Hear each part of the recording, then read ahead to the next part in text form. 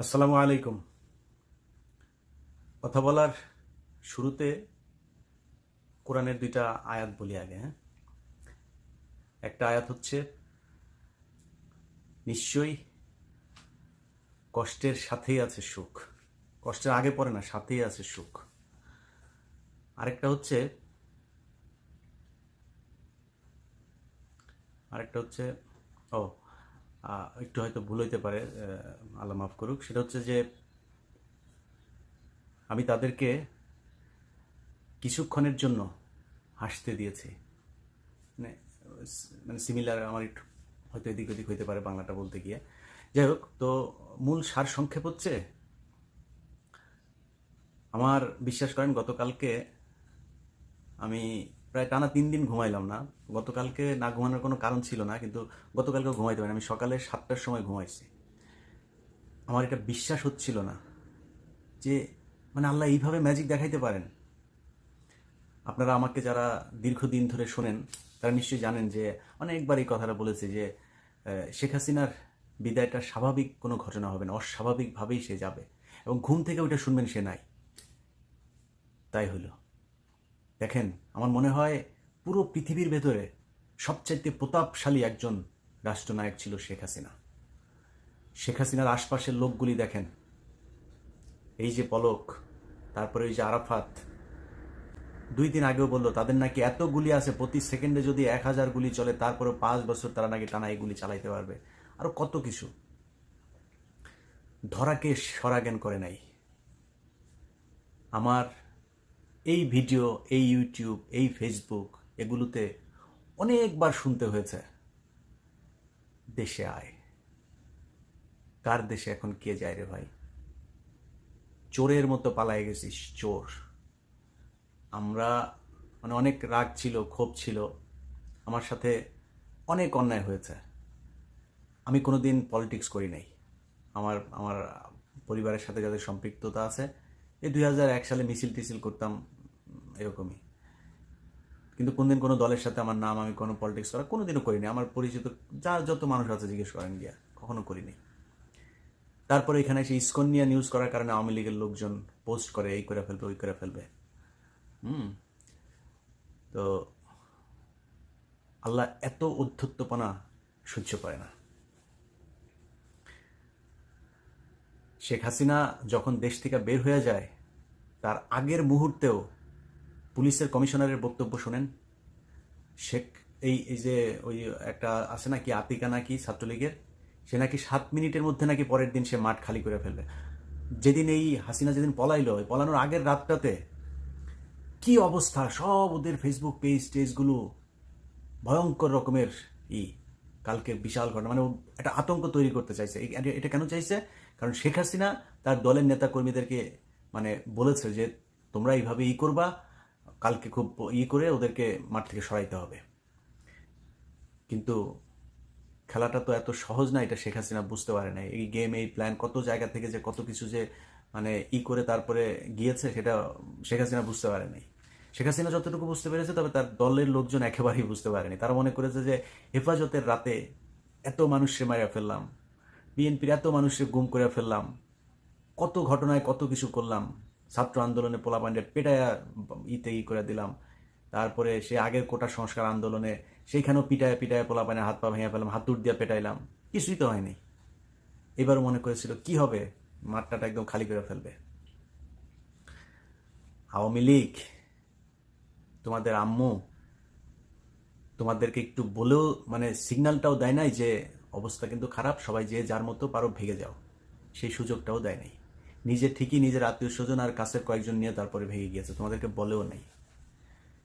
এখন অনেকে ফেসবুকে পোস্ট করছে, এখন দেশ স্বাধীন হলো, কয়দিন 2 দিন আগেও আওয়ামী লীগের নেতার ছবি দিয়া তারপরে লিখতো আমার অভিভাবক। আগের পোস্ট সব ডিলেট। এই তো হচ্ছে অবস্থা না? এটা তো আগেই বলতাম, অনেকবার বলেছি যে তোমাদের আম্মুরা তো বাইরে টাকা পয়সা কামাচ্ছে, সেকেন্ড হোম আছে সবারই, এরা তো গিয়ে আরামে খাবে ওইখানে। তোরা ফকিন্নির বাচ্চা, তোদের অবস্থাটা কি হবে? পাসপোর্ট আছে, বাপের নামও তো বাবলু, বাবলু লেখা হয়েছে বালবুলু, এখন তো পাসপোর্টও নাই। তোর ওই ভোটার আইডি কার্ড ঠিক করতে করতেই তো জীবন শেষ হয়ে যাবে, এর মধ্যে গণধোলাই খায় মারা যাবে। কয় জায়গায় গণধোলাই কিছুক্ষণ আগে দেখলাম গোলাম রাব্বানিরে গণধোলাই দিয়ে চিটপটাং করে দিচ্ছে। এই গোলাম রাব্বানি আমার সাথে টক শোতে মনে আছে না আপনাদের? আমার সাথে টক শোতে বলে দেশে আসেন, পারলে দেশে আসেন। তো দেশে এখন গেলে গোলাম রাব্বানি তুমি কি করবা আমারে? এই যে আওয়ামী লীগের লোকজনগুলি এই যে এরকম এত কিছু করার দরকার ছিল না তো, কিসের জন্য? এখন ফারজানা রূপা, মিথিলা ফারজানা, তারপরে নাইমুল ইসলাম খান, আপনারা ইউটিউব চ্যানেল খোলেন। ইউটিউব চ্যানেল কেমনে খুলতে হয় আমার একটু ফোন দিয়েন, আমি শিখাই দেবো কেমনে চ্যানেল খুলে আবার মনিটাইজেশন করতে হয়। আমি লিঙ্ক দিয়ে দিব, আমার ভিডিওতে লিঙ্ক দিয়ে দিব। ওই লিঙ্ক দেখে আপনারা সবাই যাদের লিঙ্কটা পাইলে আপনারা সবাই ওদের সাবস্ক্রাইব করেন। সাবস্ক্রাইব করে তারপরে করবা, হ্যাঁ, ইউটিউবে ভিডিও বানাবো তোমাদের ভিডিও। আমরা এই যে আমার এখন ধরেন কাল পরশু হয়তো আমার 3 মিলিয়ন হবে। তো আমার যে 3 মিলিয়ন সাবস্ক্রাইবার, আমার তো টিভি মিভি কিছু না, আমি তো রাজাকার আরেক হয়েছে ইউটিউবার। আমরা হইলাম ইউটিউবার আর আপনারা ছিলেন সাংবাদিক। তো এখন আপনাদেরকে ইউটিউবার হইতে হবে। ইউটিউবে কেমনে কেমনে খুলতে আমি সব শিখাই দিব। হ্যাঁ, বহুত জ্বালাইছেন। এখন এই যে গণভবনের ঘটনা নিয়ে কথা বলে শেষ করি। হ্যাঁ, কিছু সুশীল গজাইছে এখন। সেই সুশীলদের এই যে গণভবনে যে হইলো, তারপরে সংসদের ভেতরে পোলাপান গিয়া বসা, সেখানে সিগারেট টিগারেট খাইছে, এটা খুব তাদের নাকি গায়ে লাগছে। শুনেন সুশীল বাবুরা, আপনাদের মতো মানে বোধ গালি দিয়ে একটা কথা বলা যায়, এরা দেশ স্বাধীন করে নাই। হ্যাঁ, আপনাদের মতো বালের সুশীলের জন্য এই গত 15 বছর বাংলাদেশের মানুষ কষ্ট সহ্য করেছে। আপনারা কি বালটা ফালাইছেন? এই সুশীল মারাইতে আসছেন এখানে। এই যেই ছেলেগুলো গণভবনে যায় এই যে এগুলি করছে না, এরা এখানে গিয়া কোটি কোটি টাকা পায় নাই। হ্যাঁ, যা করেছে মজা করেছে সেটা, কিন্তু এটা করার দরকার ছিল। কেন ছিল জানেন? এখন আর ওই মনসুর আহমেদ, ওই তাজউদ্দিনের মেয়ে, ওনাদের মতো বই লিখতে হবে না। এইটাই এখন বই, এটা ইতিহাস হয়ে থাকলো। বই লিখলে তো বিশ্বাস করেন না। শেখ মুজিবরা যে 570 দিয়ে করছিল, 2 দিন লাশ পড়েছিল, এটা তো আপনাদের অনেকেরই হয়তো বিশ্বাস হয় না। অনেক মানুষ এখন বঙ্গবল্টু বলে। তো এটা যে বিশ্বাস হয় না, এবার একটা বিশ্বাস, মানে চোখে দেখলে ভিজুয়াল তো। সো এটা মনে থাকবে। এটা 50 বছর 100 বছর পরেও এটা থাকবে যে 2024 সালে সুখের মাস আগস্টে এই শেখ হাসিনা এইভাবে তাকে করছিল, তার ব্রাটা ধরে পোলাপাইন টানাটানি করছিল। এটাই ইতিহাস, লেখার দরকার নাই। একদম চোখে হাতে নাতে প্রমাণ যে বাংলাদেশের মানুষ তাকে কিভাবে বিদায় দিয়েছে, মানে কিভাবে পালিয়ে গিয়েছে, তারপরে মানুষ গিয়ে তার সাথে কিভাবে ফান করেছে, এটা ইতিহাস। আর যেই পোলাপানগুলো এই রাস্তায় জীবন দিয়েছে, তাদের আবেগ, অনুভূতি, রং, তামাশা সব কিছুকে মূল্য দিতে হবে। আপনাদের মধ্যে বালের সুশীল আমার দরকার নাই। সংসদে গিয়ে সিগারেট খাইছে দেখে এই জন্য খুব গায়ে লাগে না? তুই কই ছিলি রে বালের সুশীল? এতদিন কোথায় ছিলি? তোর মতো সুশীল 15 বছর শেখ হাসিনা এই দেশে যা মনে চায় তাই করেছে। তোর প্রতিবাদ আছে কোনো জায়গায়? এখন সুশীলগিরি মারাইতে আসছো না? সংসদে একজন সিগারেট খাইছে তো কি হয়েছে? সংসদে গাঁজা মদ সব খাইতে পারবে, কারণ তার চাইতে জঘন্য কাজ এই সংসদে হয়েছে। 300 টাকার নর্তকী, রাতের রানী, খাটযোদ্ধা মমতাজ এই সংসদে গান গেয়েছে। তার চাইতে সিগারেট খাওয়া খারাপ? তার চাইতে কেউ যদি মদ খায় সেটা খারাপ? চেয়ারের উপরে পা তুলছে তো সমস্যা কি? 11 লক্ষ কোটি টাকা পাচার হয়েছে গত 10 বছরে, 15 বছরে। সংসদের কয়টা চেয়ার ভেঙেছে? কয় টাকা লাগবে এগুলি মেরামত করতে? এই সংসদ পুরো চেয়ার টেয়ার এগুলি করতে হবে, কারণ এই যে যারা বসছিল এগুলি তো অপবিত্র সব। এগুলি এমনিই করতে হবে, দুধ দিয়ে ধুইয়া সংসদ ভবন আবার রেডি করতে হবে। আর গণভবনে এটা তো করতেই হবে এরকম, কারণ আমরা তো বহুদিন ধরে বলছি যে বাংলাদেশের অবস্থা শ্রীলঙ্কার মতোই হবে। তো শ্রীলঙ্কার প্রেসিডেন্টের জায়গা ধরে টানাটানি করেছে দেখেছেন না? এখন এদের তো আর নাই, হাসিনার তো আর জায়গা নাই, তো ব্রাত ধরে টানাটানি করছে, সমস্যা কি?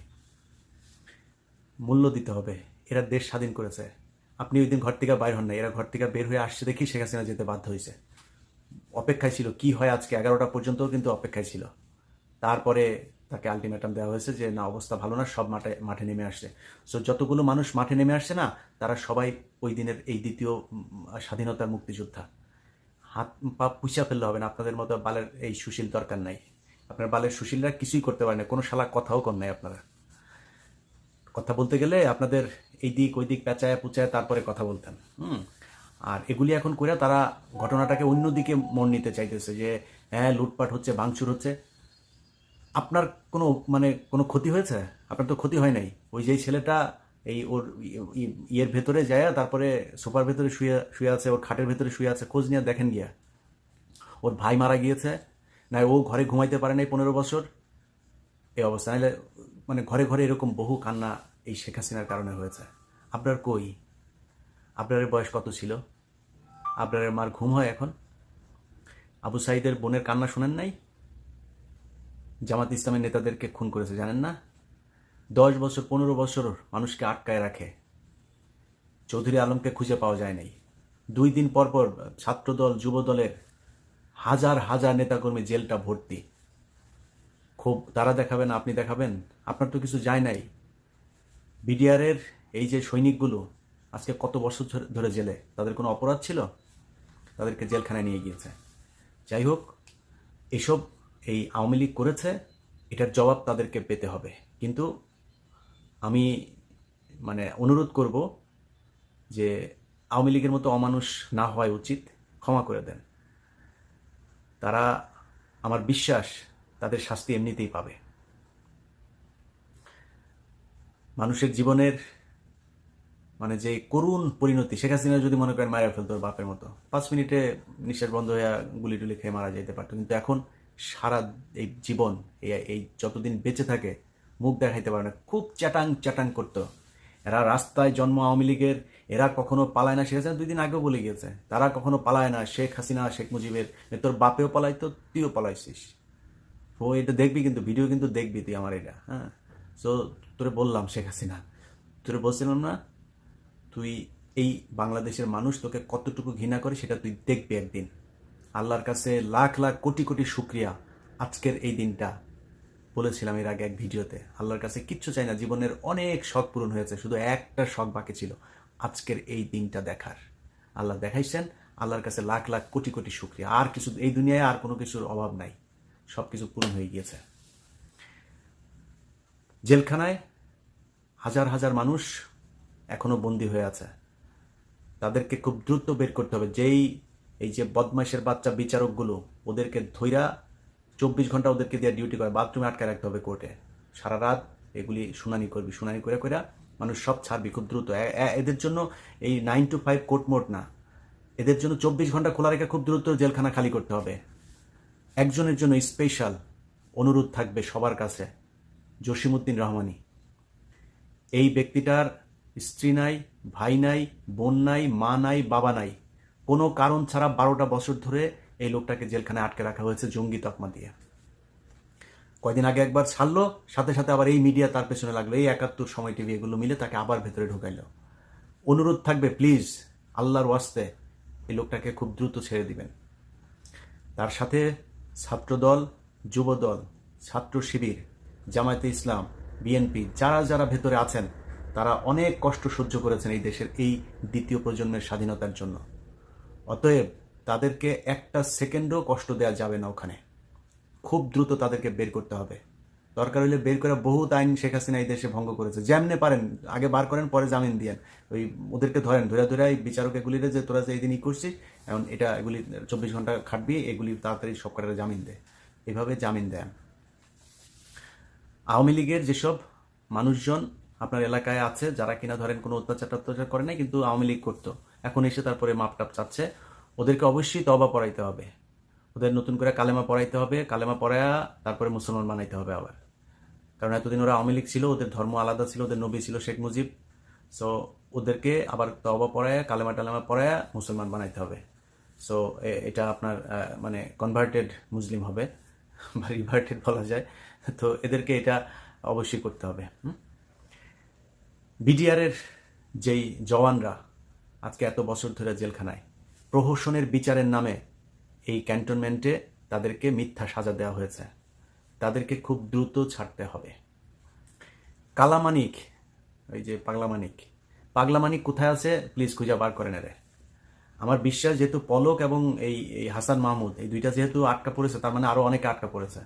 ওই যে গুলিস্তানের যে টোকাইটা আছে আপনার সম্রাট, এটা কোথায় আছে খুঁজে বার করেন। শামীম ওসমানও থাকতে পারে দেশে, দেখেন খুঁজে পাওয়া যায় কিনা। সো ভালো করে সার্চ করেন, এগুলিরে খুঁজে বার করতে হবে। হ্যাঁ, আর বিমানবন্দরে নিশ্চয়ই মানে পরিস্থিতি জোরদার করা হবে এদের ব্যাপারে, এদেরকে যেখানে পাওয়া যায় সেখানে যেন ব্যবস্থা নেওয়া যায়। তারপরে পুলিশের আইজিপি দেখলাম গোপন জায়গা থেকে দিচ্ছে। কি নির্মম পরিহাস না আওয়ামী লীগ, তাই না? তারেক রহমান নাকি তারে শেখ হাসিনা ধরে নিয়ে তারপরে তাকে বিচারের আওতায় আনবে, এই 1 সপ্তাহ আগেও ধরে নিয়ে তাকে বিচার করা হবে। পলাতক, প্রতিটা গণমাধ্যম তারেক রহমানের নাম বলার আগে পলাতক করতো, উচ্চারণ করতো। কালকে তারেক রহমানের নিউজ তোদের লিড নিউজ হিসাবে চালাইতে হয়েছে। শেখ হাসিনা, এখন তুমি পলাতক, দেশে আসো। আমাদের এতদিন বলতে না, দেশে আয়, দেশে এসে তারপরে বল এগুলি। আমি এখন দেশে যাব, কি করবি? কি করবি? কিছু করতে পারবি? আয় বল, কোথায় আসবি, ঠিকানা বল। আমার এই ভিডিওতে ঠিকানা বল, যে কার কোন জায়গায় যায় আমার দেখা করতে হবে, দেখি কি করতে পারিস। নতুন সরকার গঠন হয়েছে, ডক্টর মোহাম্মদ ইউনূস, আপনাকে অভিনন্দন। যারা এই সরকারে থাকবে তাদেরকে অভিনন্দন। বাংলাদেশে যে অর্থনৈতিক ভঙ্গুর দশা, সেখান থেকে নিশ্চয়ই একটা ভালো জায়গায় নিয়ে যাবে বলে আশা করি। এবং যারাই আসবে, যারাই ক্ষমতায়, এই শর্ট টার্ম যে গভর্নমেন্ট সেটা আপনার তৈরি হবে, এরপরে নির্বাচনের পরে যারা ক্ষমতায় আসবেন, আল্লাহর ওয়াস্তে একটু ঠিক করে দেশটা চালায়েন। অনেক প্রাণের বিনিময়ে এবার স্বাধীনতা এসছে। আপনারা যদি উল্টাপাল্টা করেন আবারও, তাহলে আবারও এই আওয়ামী লীগ সুযোগ নেবে। সেই সুযোগটা যেন তারা না পায়, মানুষ যেন আপনাদের কাজে কর্মে সন্তুষ্ট থাকে।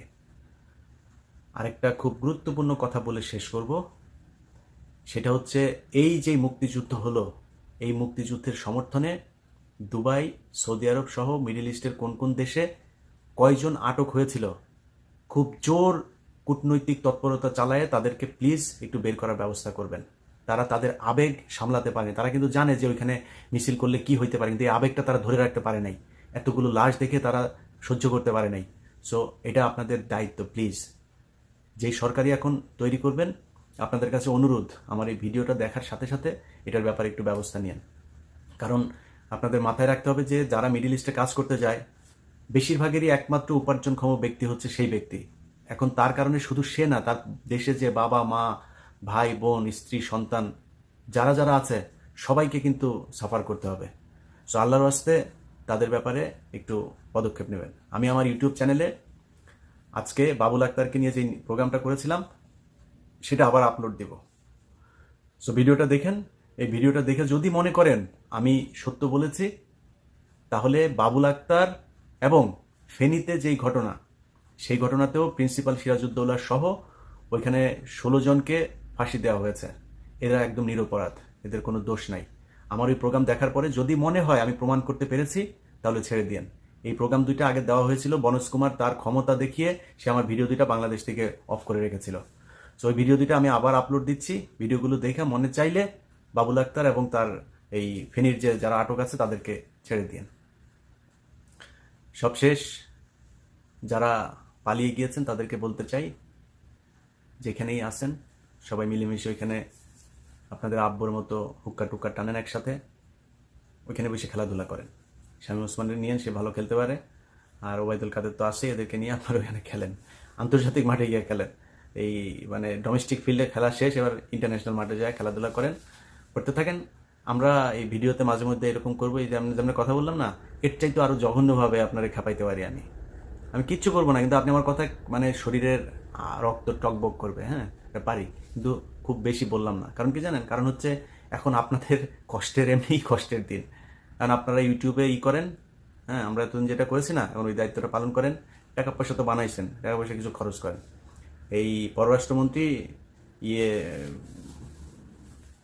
নাম কি, যে আগে যে পররাষ্ট্রমন্ত্রী ছিল, অর্থমন্ত্রীর আবুল মাল আব্দুল মুহিতের ভাই, তো উনি একটা কথা বলেছিলেন যে আওয়ামী লীগের কেন নাই ইলিয়াস হুসাইন, কনক সারোয়ার, এদের মতো এরা তো নিজের থেকেই এরা করে, এদেরকে তো কেউ পে করে না, নিজের থেকেই তারা এইসব ভিডিও করে। আওয়ামী লীগে কেন এরকম ডেডিকেটেড লোকজন নাই? তো আপনারা তো এখন কাজ টাজ নাই, টাকা পয়সাও কামাইছেন। ফারজানা রূপা, ভালো ভালো প্রেজেন্টার আছে তো, ফারজানা রূপা, মিথিলা ফারজানা, আরেকটা ওই যে হিজড়াটার নাম কি, এই তৃতীয় লিঙ্গের এগুলিরে নিয়ে তারপরে আপনারা ওইখানে এই ভিডিও বানান। হ্যাঁ, তো বানানোগুলি বানায় তারপরে ওগুলি জনগণের দেখান, সাবস্ক্রাইব করতে কোন পোলাপানে আপনাদের দেখতে চাই। আমার খুব শখ, আপনাদের কয়েকদিন ধরে দেখতেছি না, আপনাদের জন্য দেখি, সেই ব্যবস্থা করে দেন। বাংলাদেশের মানুষ জানতে চায় আপনারা কে কোন অবস্থায় আছেন, দেখা দেন। সবাই ভালো থাকেন। কিছু দাবি দেওয়া আছে, সেটা নিয়েও ভিডিও করব। আজকে এই পর্যন্তই। আল্লাহ হাফেজ, ঈদ মোবারক।